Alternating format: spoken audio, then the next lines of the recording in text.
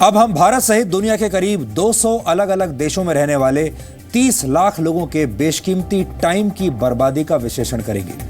America की time magazine हर वर्ष person of the year के लिए एक ऑनलाइन वोटिंग कराती है, जिसमें वो दुनिया भर के रीडर्स से पूरे वर्ष में अच्छी या बुरी वजह से सुर्खियों में रहने वाली शख्सियतों के लिए वोट मांगती है। टाइम मैगजीन ने इस बार पर्सन ऑफ द ईयर के लिए जिन ग्लोबल लीडर्स और अलग अलग क्षेत्रों के आइकन्स की लिस्ट बनाई थी, उसमें भारत के प्रधानमंत्री नरेंद्र मोदी भी शामिल थे।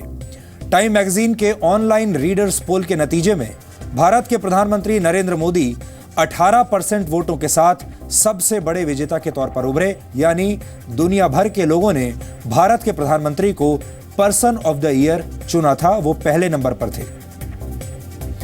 लेकिन अब हैरानी की बात यह है कि दुनिया भर की जनता के फैसले पर टाइम मैगजीन के एडिटर्स ने हथौड़ा चला दिया।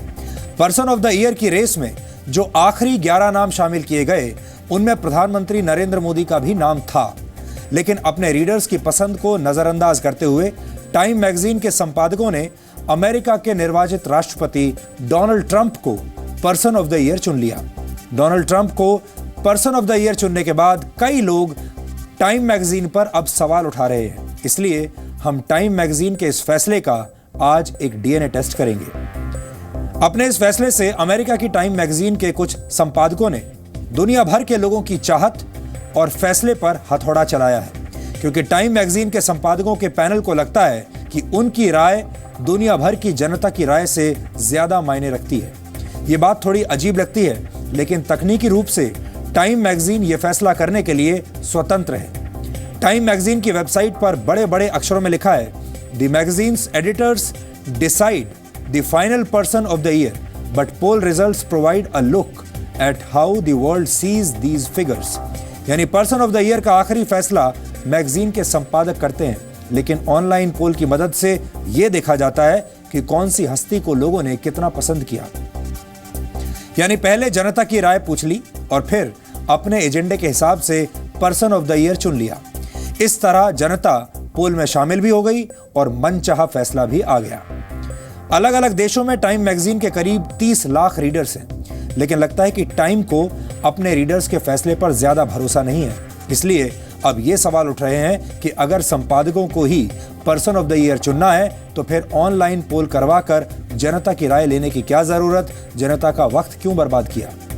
टाइम मैगजीन अगर जनता की राय पर पूरी तरह भरोसा नहीं करती, तो फिर ऑनलाइन वोटिंग करवाकर वो क्या हासिल करना चाहती है। टाइम मैगजीन का प्रकाशन पिछले 93 वर्षों से हो रहा है और इस मैगजीन को काफी सम्मान की नजर से देखा जाता है। अक्सर जब टाइम मैगजीन का कोई सर्वे या किसी और मैगजीन या संस्थान का कोई दूसरा अंतर्राष्ट्रीय सर्वे सामने आता है, तो एक भारतीय होने के नाते हम उसमें भारत और भारत के लोगों का नाम भी ढूंढते हैं, और अगर हमें किसी भारतीय का नाम उसमें मिलता है तो जाहिर तौर पर हमें अच्छा लगता है, हमें गर्व महसूस होता है। और इस बार भी हम ऐसा ही कर रहे थे। पिछले एक वर्ष की अंतर्राष्ट्रीय कूटनीति और टाइम मैगजीन के ही ऑनलाइन पोल के नतीजे देखने के बाद हमें ये उम्मीद थी कि पर्सन ऑफ द ईयर का सम्मान शायद इस बार एक भारतीय को मिल सकता है, लेकिन ऐसा हुआ नहीं। और इसी बात से अब यह सवाल उठा कि एक भारतीय प्रधानमंत्री को क्या यह सम्मान सिर्फ इसलिए नहीं मिला क्योंकि वो भारत के रहने वाले हैं और टाइम मैगजीन की जड़ें अमेरिका की जमीन में हैं। क्या टाइम मैगजीन पर भी यह बात लागू होती है कि अमेरिका में रहना होगा तो ट्रंप ट्रंप कहना होगा? इस सवाल का जवाब ढूंढने के लिए आज हमने दुनिया भर के 30 लाख लोगों की टाइम बर्बादी और टाइम मैगजीन के एडिटर्स के फैसले का एक विश्लेषण किया है। इस विश्लेषण में आपको कई चौंका देने वाले सच देखने को मिलेंगे। टाइम के रीडर्स पोल में नंबर 1 पर होने के बावजूद भारत के प्रधानमंत्री पर्सन ऑफ द ईयर की रेस से बाहर कैसे हो गए, ये आज आप सबको पता होना चाहिए। इसके पीछे की कहानी क्या है, आज हम आपके सामने पेश कर रहे हैं।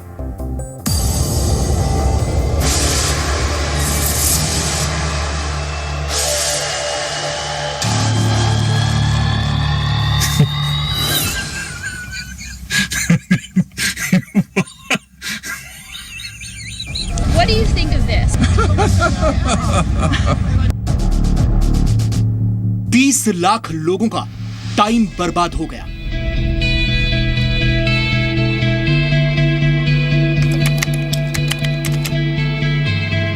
जनता की राय पर संपादकों का हथौड़ा।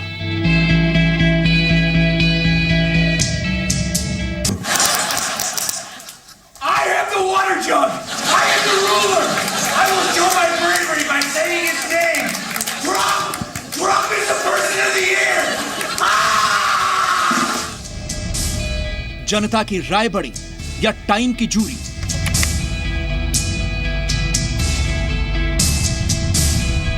अमेरिका में रहना है तो ट्रंप ट्रंप कहना है।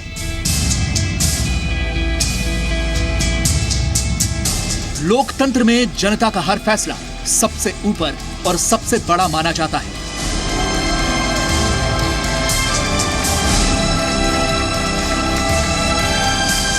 Ladies and gentlemen, the next president of the United States, Donald Trump.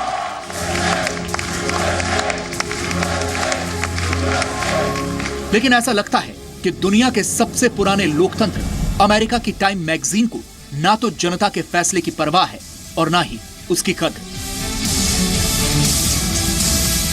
Time magazine के पर्सन ऑफ द ईयर के लिए जिन 11 अंतिम नामों को शॉर्टलिस्ट किया गया था, उनमें नरेंद्र मोदी शामिल थे। लेकिन अंत में विजेता के तौर पर अमेरिका के निर्वाचित राष्ट्रपति डोनाल्ड ट्रंप को पर्सन ऑफ द ईयर का खिताब दिया गया। Well, it's a very humbling experience, I can tell you, as somebody that loves this country. It's a very large country, but it's also a even more powerful country than the numbers, because if you look at China and India, and you have others with more people, but when you look at what we do in this country, it's the most incredible place on earth. हैरानी इस बात को लेकर है कि person of the year के लिए हुई ऑनलाइन वोटिंग में 18% वोटों के साथ भारत के प्रधानमंत्री नरेंद्र मोदी विजेता बने थे।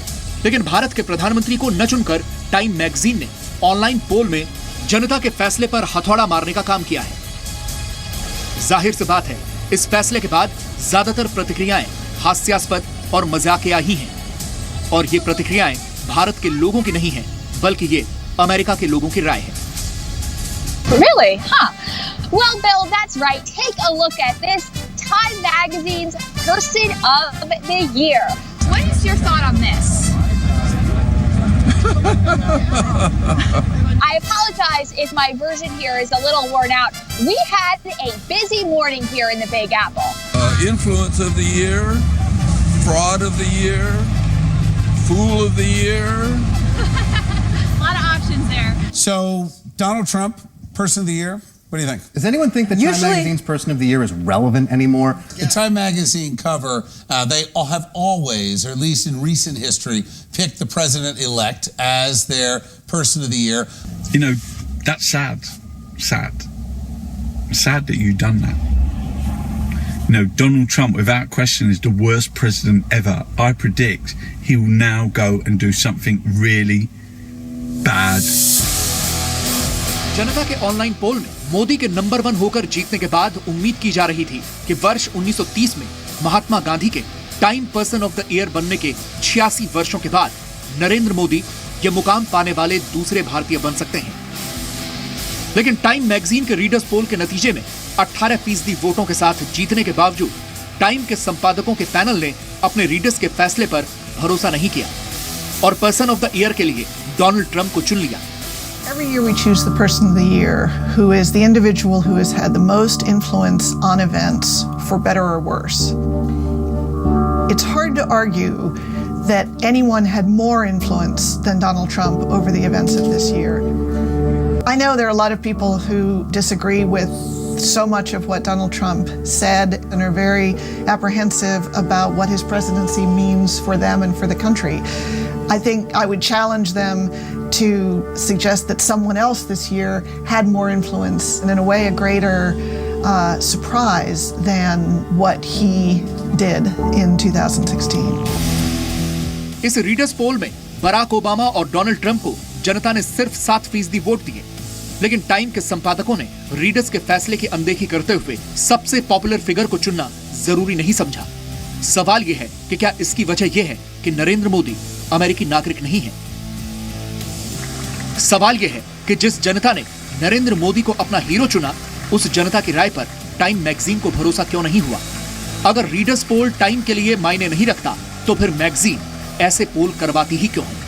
ब्यूरो रिपोर्ट, जी मीडिया।